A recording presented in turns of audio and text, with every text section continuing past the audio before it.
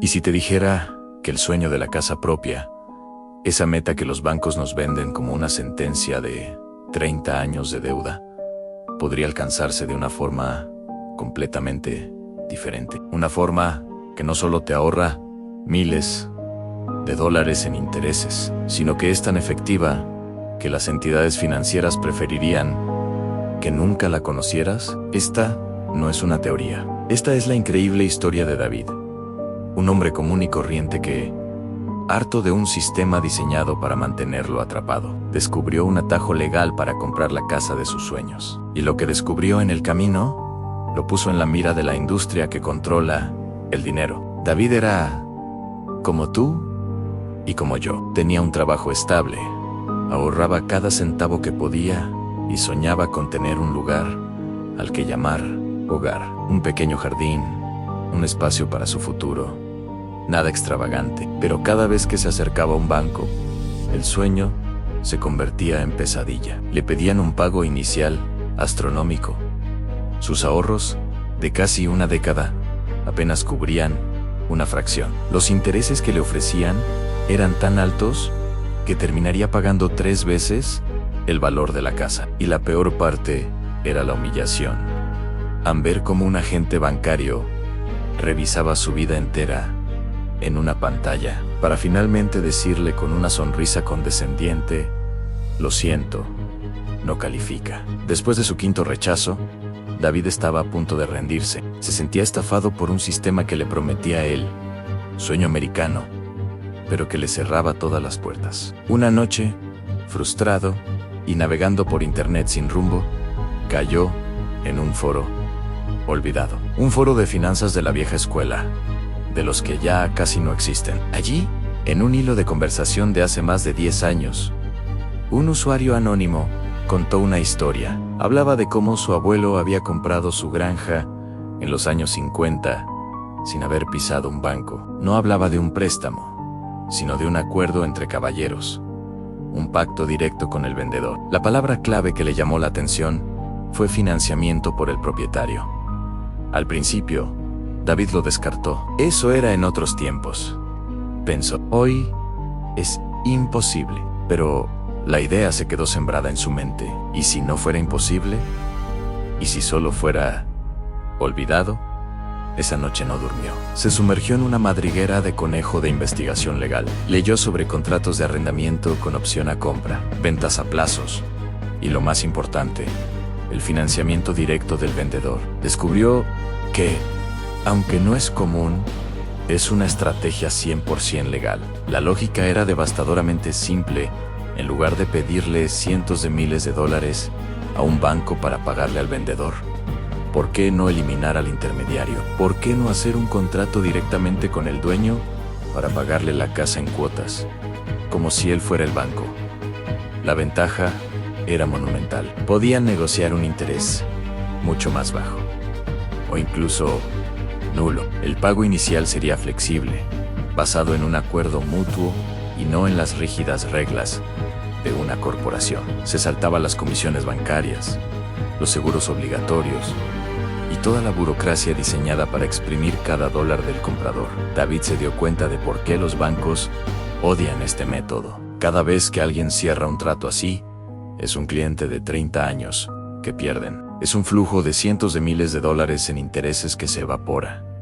Este método no es ilegal. Es, sencillamente, una amenaza para su modelo de negocio. Armado con este nuevo conocimiento, David pasó los siguientes 6 meses preparando su plan. No fue fácil. Esto no era algo que pudiera encontrar en un portal inmobiliario con un simple filtro de búsqueda. Tuvo que cambiar su enfoque por completo. En lugar de buscar casas, empezó a buscar vendedores, personas, no propiedades. Buscaba situaciones específicas, vendedores mayores que querían retirarse y preferían un ingreso mensual estable, en lugar de una suma grande que les generaría un enorme pago de impuestos. Propietarios de casas que habían estado en el mercado durante mucho tiempo sin venderse. Personas que habían heredado una propiedad y no sabían qué hacer con ella. Recibió docenas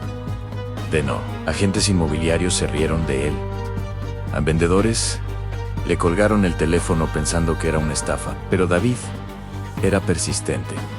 Por cada 9 rechazos, había una conversación, una persona dispuesta a escuchar. Y finalmente, la encontró. Una casa perfecta, un poco anticuada, pero con un potencial increíble. Los dueños eran una pareja de ancianos, Mark y Elena, cuyo hijo se había mudado al otro lado del país. La casa era demasiado grande para ellos y llevaba más de un año en venta sin una oferta seria.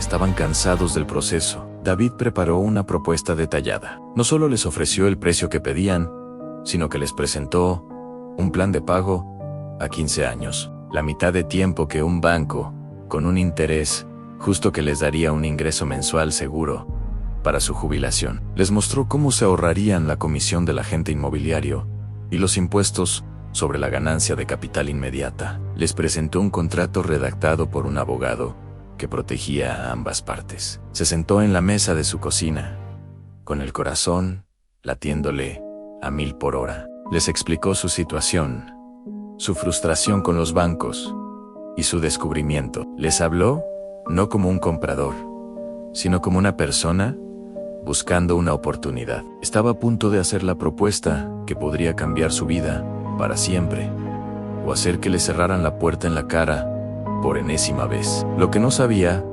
era que convencer a Mark y Elena sería solo el primer paso. El verdadero enemigo, el que opera desde las sombras, aún no había aparecido en escena. El contrato estaba firmado. La tinta, apenas seca, representaba un pacto de confianza, un puente construido sobre las ruinas de un sistema diseñado para excluirlo. David, Mark y Elena celebraron con una modesta cena, brindando por un futuro que por primera vez en mucho tiempo parecía estar en sus propias manos. Pero la tranquilidad es un lujo efímero cuando desafías a un gigante. Una semana después, llegó. No fue una llamada telefónica ni una visita inesperada. Fue un sobre con el logotipo de un banco, frío e impersonal, dirigido a Mark y Elena dentro. Un lenguaje legal, tenso y amenazante, se reducía a una sola cláusula. Una bomba de tiempo oculta en la letra pequeña de su hipoteca original, a la cláusula Dua non sal, o de vencimiento por venta. En español, simple en sí vendían o transferían el título de la propiedad. El saldo total de su préstamo se volvía exigible de inmediato. El banco no quería pagos mensuales de David a través de ellos. Quería sus $300,000 y los quería ahora. El acuerdo de financiación del vendedor, su ingeniosa solución, había activado la trampa. El pánico se apoderó de Mark y Elena. La carta era el hacha del verdugo. Si no pagaban la totalidad de la hipoteca en 30 días, el banco ejecutaría la hipoteca. No solo perderían la casa, sino que su historial crediticio quedaría destrozado por años. Su sueño de una jubilación tranquila en la costa se convertía en una pesadilla de deudas y litigios. Llamaron a David con la voz quebrada por la angustia. El trato estaba muerto. Era demasiado arriesgado. El gigante había despertado y había aplastado su pequeño acto de rebelión con el peso de un solo párrafo. Para ellos, era el fin. Para David, era exactamente lo que estaba esperando. Él sabía que el banco no era un simple espectador. Era un depredador territorial que no tolera que la presa se le escape de las garras. Había pasado meses investigando no solo cómo estructurar el trato, sino cómo defenderlo. No cancelen nada, les dijo con una calma que los desconcertó. El banco está usando su arma más poderosa, el miedo. Creen que nos asustaremos y echaremos a correr, pero no contaban con que nosotros también tenemos una estrategia. La estrategia de David se llamaba fideicomiso de tierra. No era un truco, sino una herramienta legal sofisticada y poco conocida. La explicó de la forma más sencilla posible. En lugar de que Mark y Elena le vendieran la casa directamente a él, transferirían la propiedad a un fideicomiso privado. Este fideicomiso sería el nuevo propietario legal de la casa. Mark y Elena serían los beneficiarios iniciales, y David sería nombrado beneficiario sucesor, tomando el control total una vez que el préstamo estuviera pagado. La genialidad de esto, técnicamente, la propiedad no se vendía en el sentido tradicional que activaba la cláusula del banco. El propietario original, la entidad legal del fideicomiso, permanecía constante. Era un movimiento de ajedrez legal, moviendo las piezas de tal manera que el rey del banco quedaba en una posición incómoda, sin un jaque mate.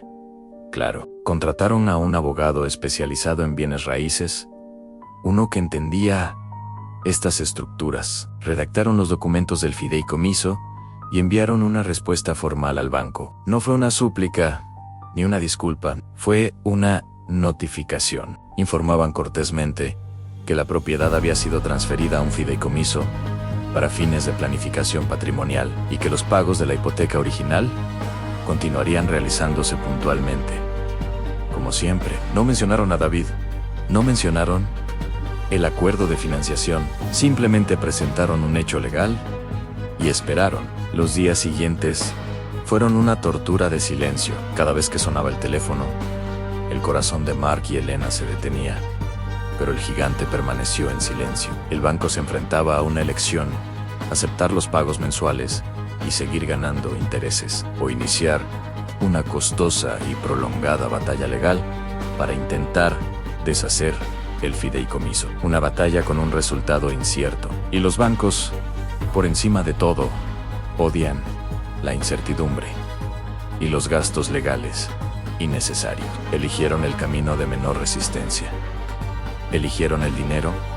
A nunca llegó otra carta. La amenaza se desvaneció en el aire, como un fantasma al amanecer. El trato no solo estaba vivo, era a prueba de balas. David se mudó a su nueva casa, y cada mes, en lugar de transferir dinero a una corporación sin rostro, se lo enviaba a Mark y Elena, quienes a su vez pagaban su antigua hipoteca. Recibían el excedente como un ingreso estable, la base de su nueva vida.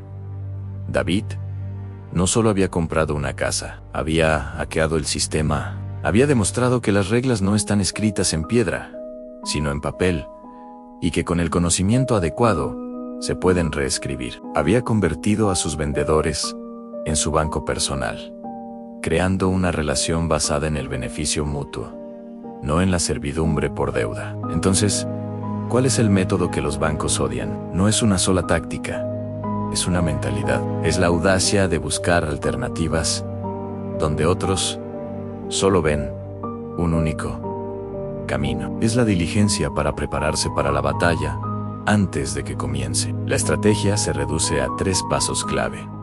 En primero, encontrar vendedores motivados que valoren un flujo de ingresos constante por encima de un pago único. Segundo, estructurar un acuerdo de financiación de vendedor que beneficie a ambas partes. Y tercero, y el más crucial, usar las herramientas legales correctas, como un fideicomiso de tierra, para proteger el acuerdo de la interferencia de los bancos. Esta historia no es solo sobre comprar una casa, es sobre recuperar el poder. Es un recordatorio de que las barreras más grandes a menudo no son los muros de los bancos, sino los límites de nuestra propia imaginación.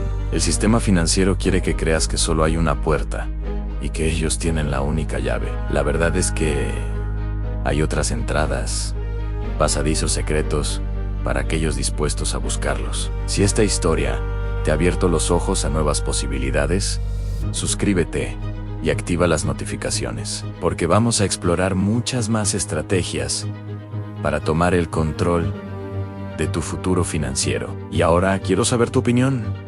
¿Qué piensas de este método? ¿Te parece una genialidad o una locura arriesgada? Déjame tu comentario abajo. Compartir estas ideas es el primer paso para cambiar las reglas del juego.